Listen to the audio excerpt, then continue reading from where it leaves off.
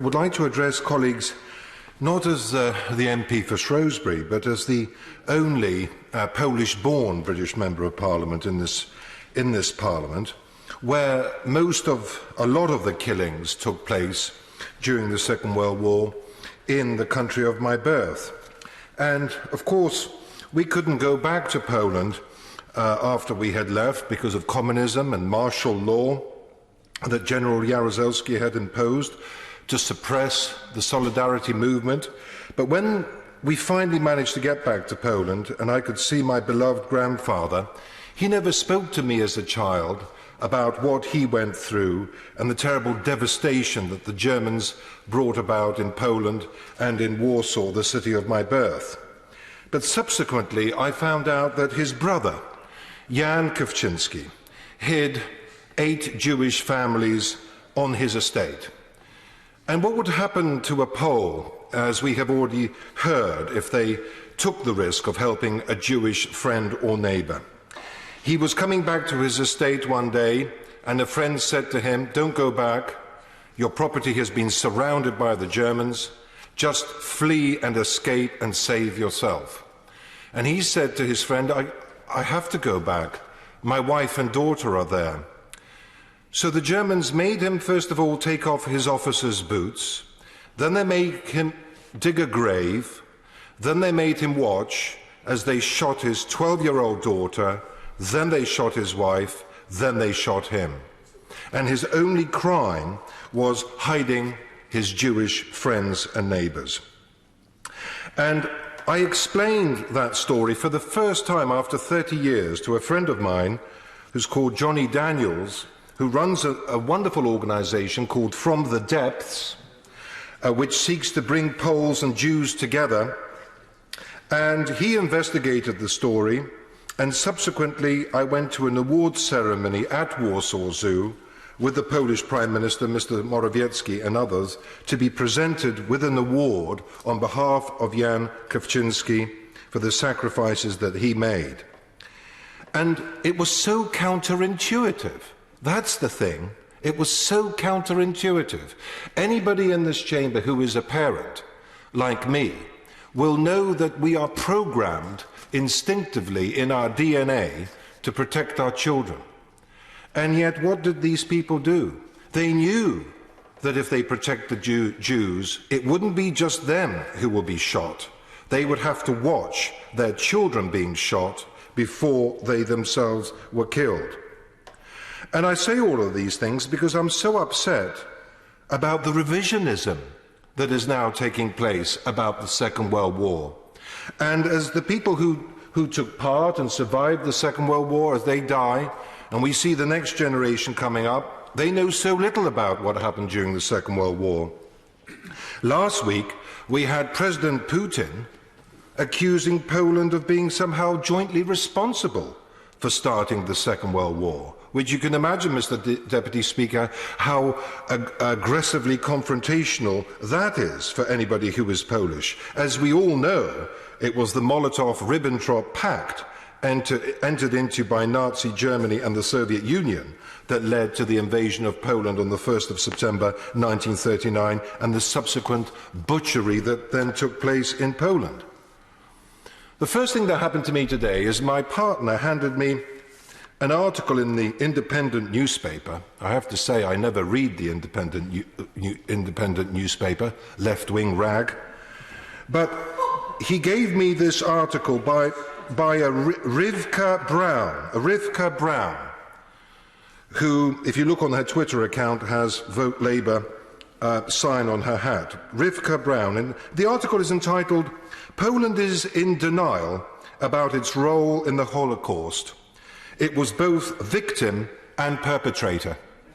So this young lady from the Independent is trying to suggest that Poland is equally to blame and is somehow just as much a perpetrator of these atrocities as it was a victim.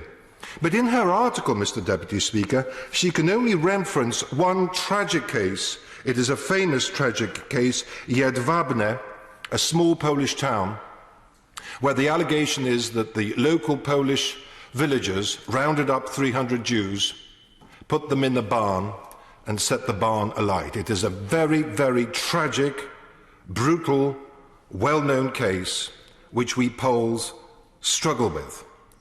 But to compare the systematic extermination of 6 million people in Poland through a series of concentration camps to that one incident, I think is highly distorting of the facts and deeply regrettable. Yes, I give way. My very good and honourable friend mentioned 6 million people killed in Poland. I thought several million of them were actually Polish.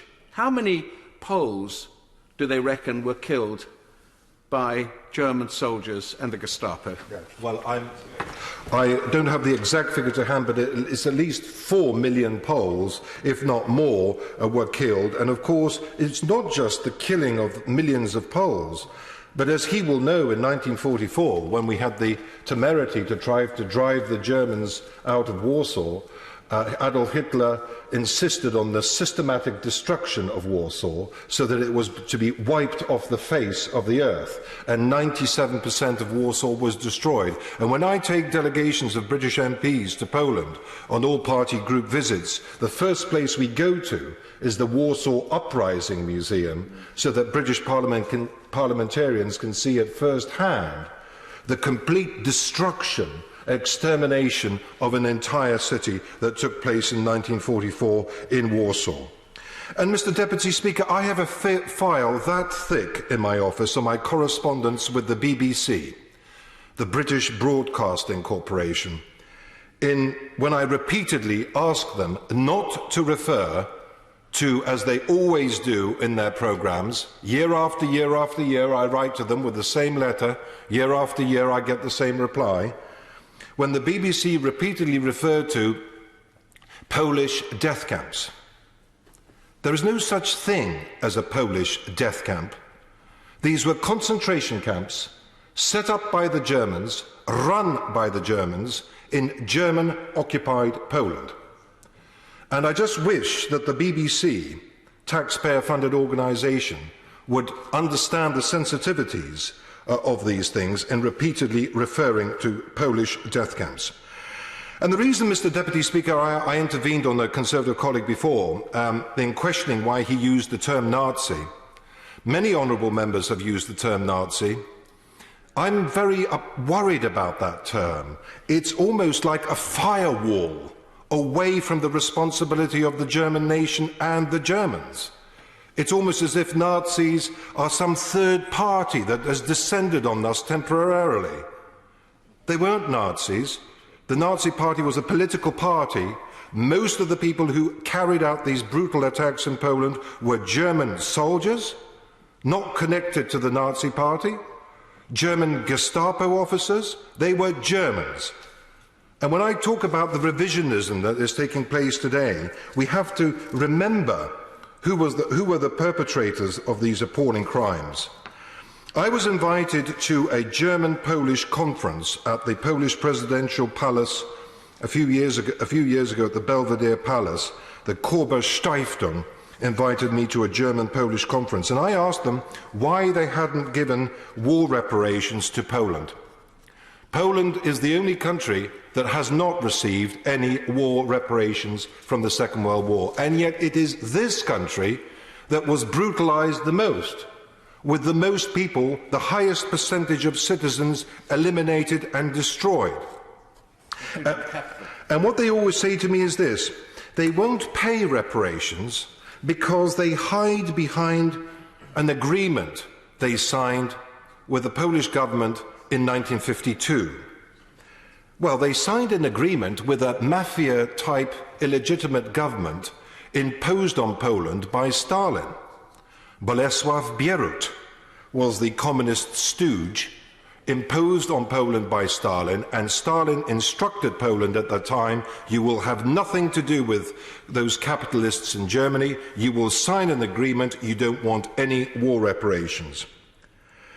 And I think it's very good that we are speaking here in this chamber, but we need action for the millions of Jews and the millions of Poles who were killed, butchered and persecuted in Poland, who have never received any compensation from Germany whatsoever. And I talk to the Polish government often about whether or not they're going to implement a tribunal or a prosecution in an international court against Germany. They talk about it from time to time, but in actual fact, very little happens. And I want you to know, Mr. Deputy Speaker, that I am in discussions with barristers at the moment to see if we can find Polish and Polish Jewish survivors living here in the United Kingdom, whether we can implement a private prosecution against Germany on behalf of Polish and Polish Jewish survivors who are British citizens.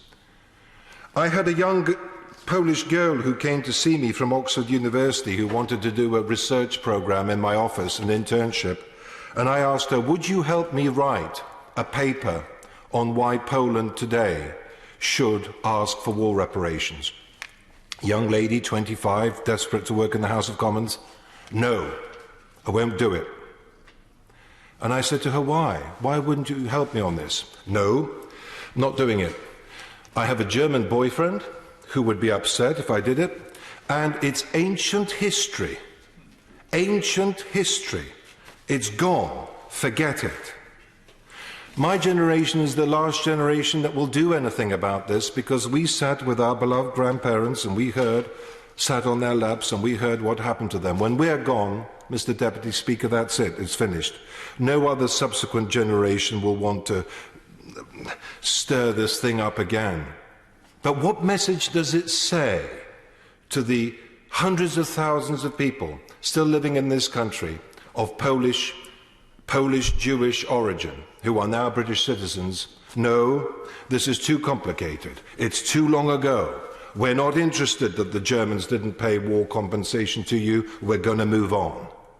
No, Mr. Deputy Speaker. As long as I'm a Member of Parliament, I will continue in my fight and struggle to make sure that the Germans account for the brutality that they implemented against Poland.